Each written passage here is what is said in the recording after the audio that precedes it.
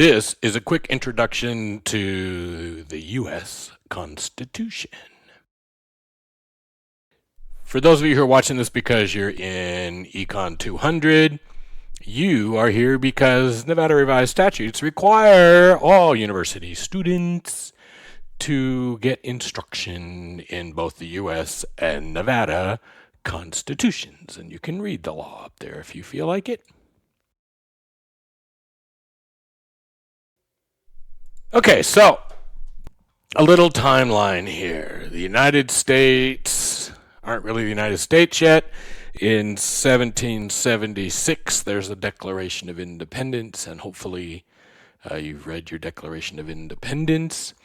It says some pretty interesting things. Basically, it accuses the British of not treating Americans as equal British citizens. The rights that British citizens have, like trial by jury, are being denied to America. Free commerce is being denied, the right to buy things from countries that we want to buy them from, and all that kind of stuff. There's a long list. We'll talk about pieces of the Declaration of Independence again, but it's really important, obviously, 1776. In 1781, the states ratify something called the Articles of Confederation, which is how the United States is going to be operated. Under the Articles of Confederation, the states have the power, the federal government doesn't.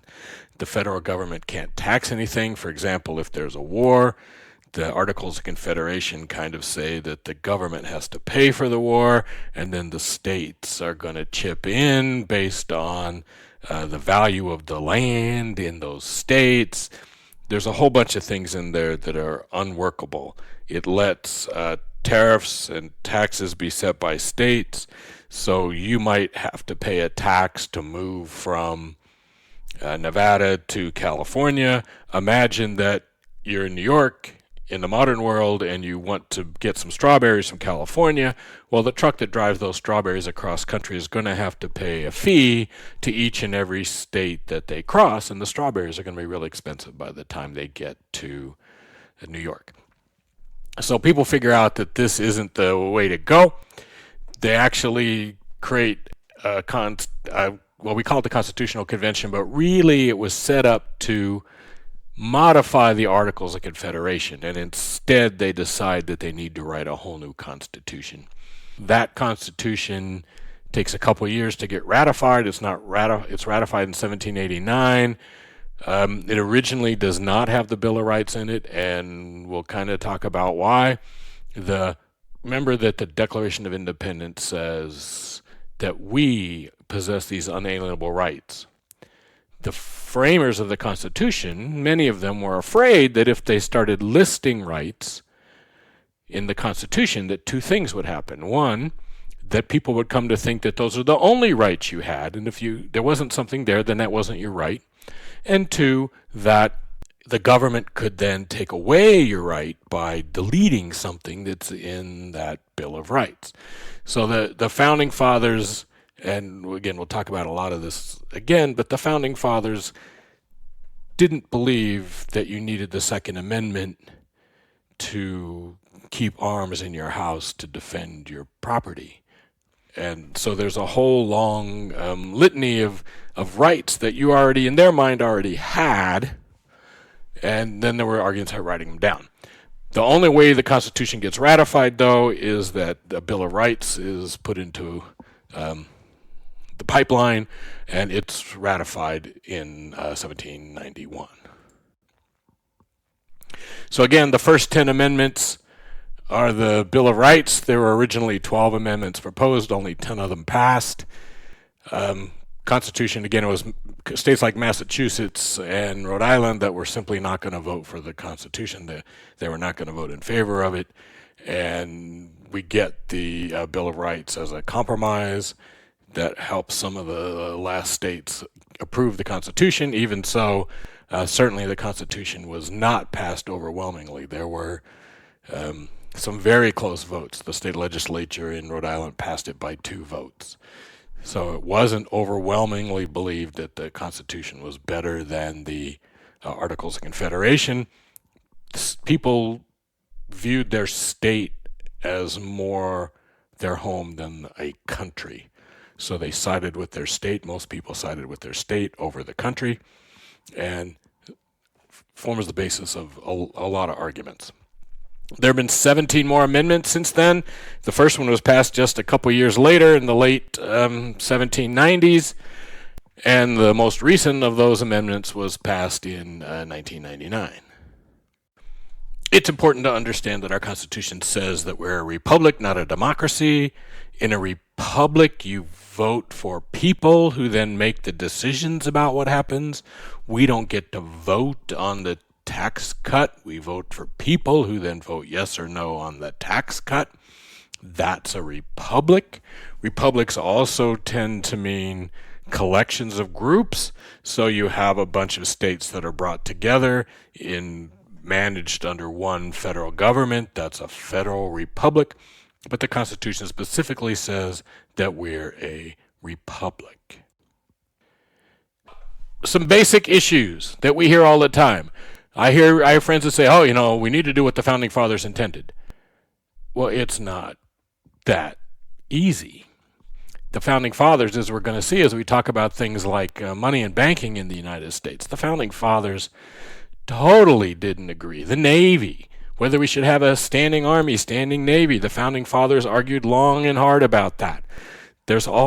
What powers within 2 years of the Constitution being approved, the Founding Fathers were already divided over what powers the Congress had.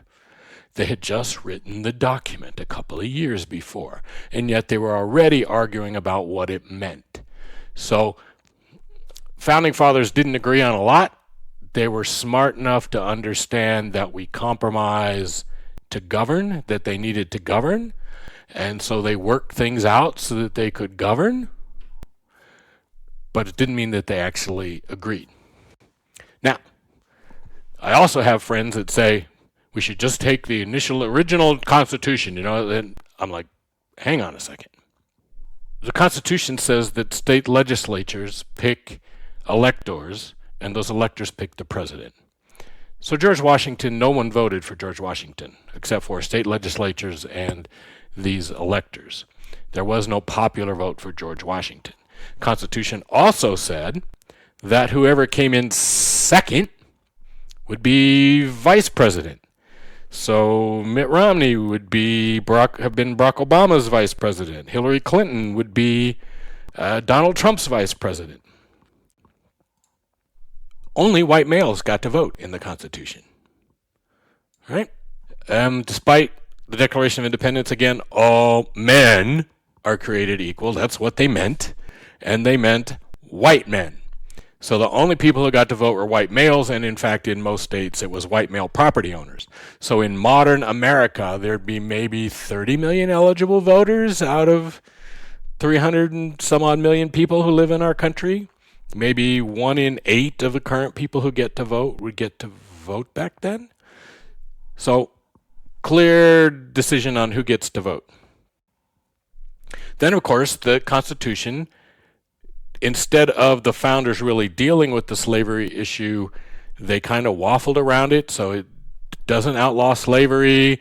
It counts a slave as 3/5 of a person for the purpose of, allocation and representation through the census and all that.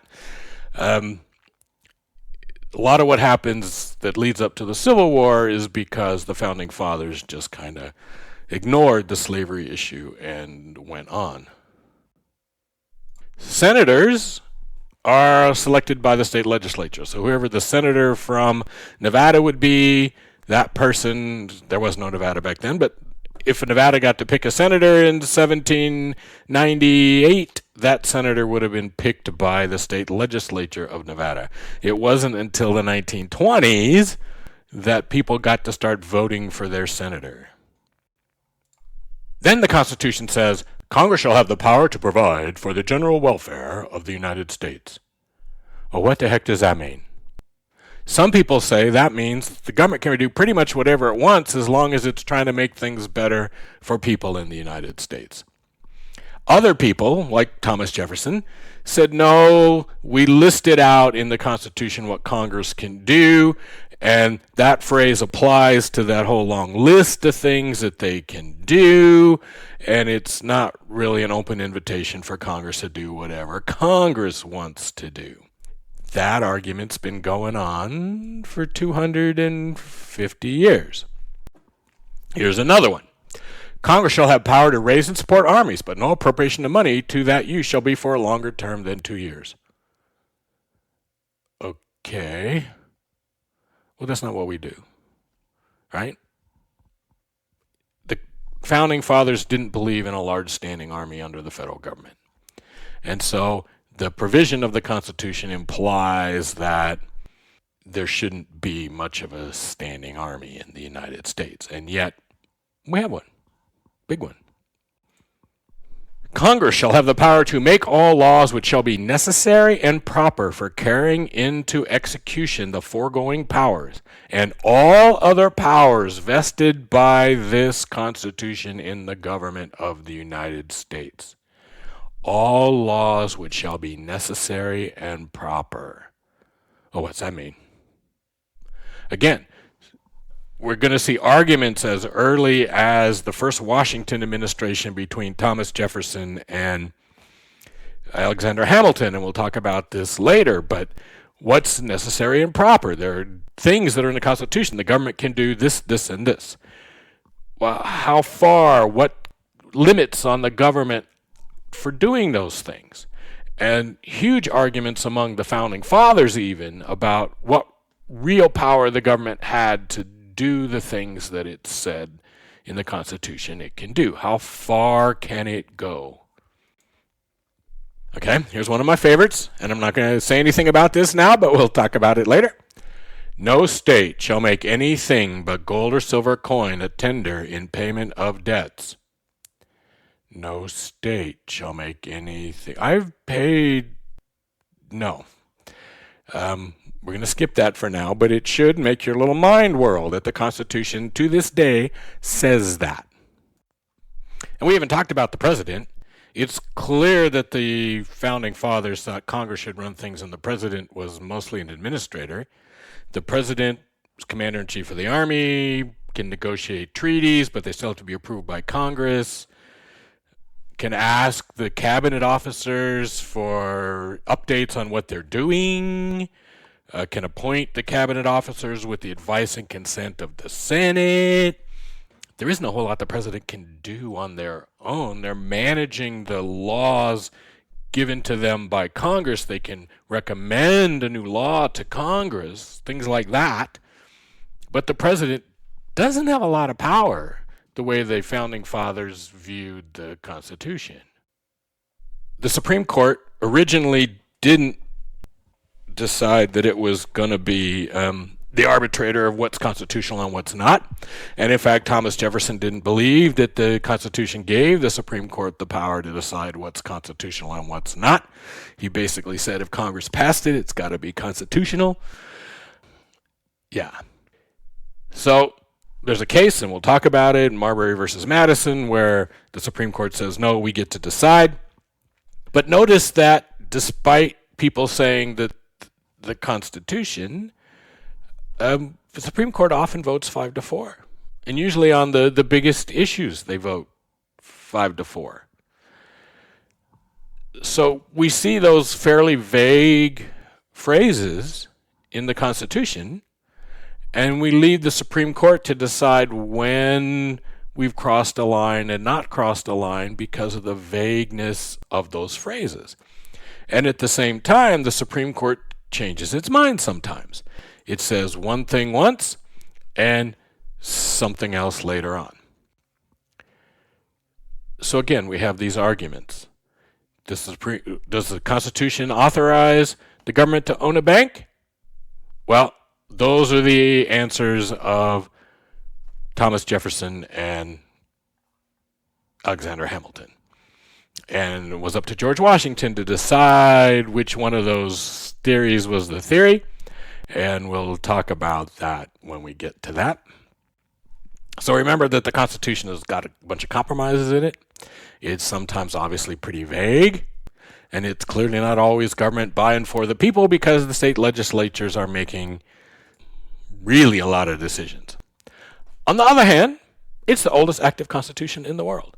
Thomas Jefferson, while he was still alive, was surprised that we hadn't changed it very much and that it was going on. And it's the oldest active constitution in the world. And we still swear allegiance to its ideas and we still believe in them. So, founding fathers, pretty smart dudes for the most part. And of course, one of its ideals is that you get to argue about what it means. Where it's vague, where it's not clear, where it's written in the 1700s and we're living in the 2000s. People argue about commas and what the comma means because there's a comma here, and does that mean that this means it?